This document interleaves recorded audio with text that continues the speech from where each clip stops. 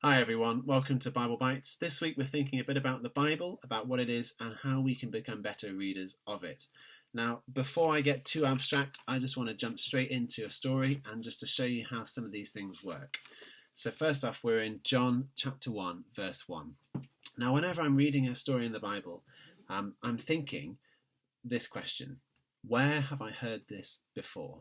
That's really important because as John writes, he's not just writing in a vacuum. He's not writing all on his own, separate to everyone else.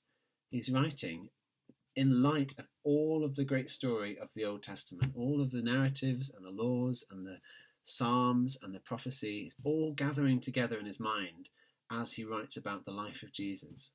And he makes some links for us. He does some work for us. And sometimes he's really, really subtle and it's really hard to see, but it's there. And sometimes he's giving us a great big nudge saying, you really need to think about this story in light of this other story. Now let me show you what I mean. John chapter 1, verse 1. It says, in the beginning was the Word, and the Word was with God, and the Word was God. He was in the beginning with God. All things were made through him, and without him not anything was made that was made. In him was life, and the life was the light of men. And the light shines in the darkness, and darkness has not overcome it. Where have I heard this before? Well, first off, in the beginning, I can't get out of my head that I'm in Genesis chapter 1, verse 1. In the beginning, God created the heavens and the earth. And then we see as well that John talks about life and darkness and light.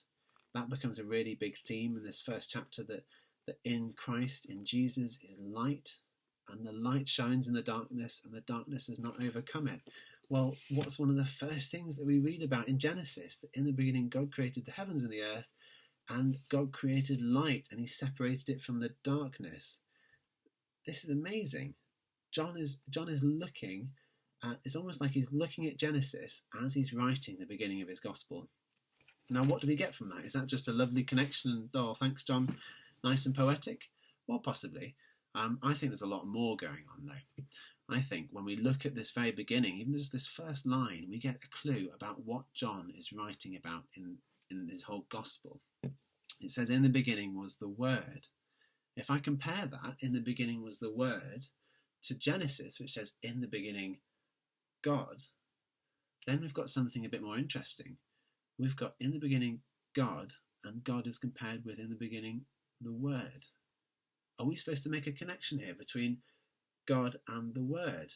Well, we find out in John's Gospel that the Word is referring to Jesus, that Jesus is the Word in John's Gospel. And so, right from the very beginning of his Gospel, the main point that he's trying to get across, he hits us in the face with it and says, just so you know, throughout this whole Gospel, I'm going to be showing you why I believe that Jesus, the man who lived and talked around Nazareth, who went around Galilee, this one man here, I believe that he is God. That's what he's trying to really put right up front, just so we're really, really aware of it. And it sets the scene for the rest of the gospel, because Genesis 1, verse 1 talks about the creation of the whole world. And so we've got this other great theme that John's picking up on, and it's this theme of creation, or in this case, recreation. That Jesus coming and living and dying and rising again, this whole story is part of God coming into our world, coming into, and it says like the darkness in Genesis, coming into the darkness and creating something new, breathing new life and doing the work of recreation. That's just one example, one really quick example of how when we're reading one part of the Bible, for example in a gospel, they're actually making references and linking us back to other parts of the Bible. Now, I don't do this often, but I'm going to set you some homework. Now, you might have looked at this before, you might not have, but we're in the time of Easter as we move towards Pentecost. I think it's appropriate that we look at an Easter story. So let's go to the end of John's Gospel, to chapter 20, and we're looking at verses 11 to 18. So this is the story of Mary when she goes to the tomb and she has an encounter with Jesus. Now, what I want to set as a little task if you're up for it, is where is this part of the Bible making connections with other parts of the Bible? Specifically, I want to focus in on this one little phrase that as Mary was wondering, looking at the empty tomb, wondering, where is Jesus? What's happened? She turns around and sees this figure, and it says this: supposing him to be the gardener, she said to him, "Sir, if you've carried him away, tell me where you've laid him." Supposing him to be the gardener. Now, I think that John is a very, very clever author. I don't think he threw anything in there just because he thought that sounds nice.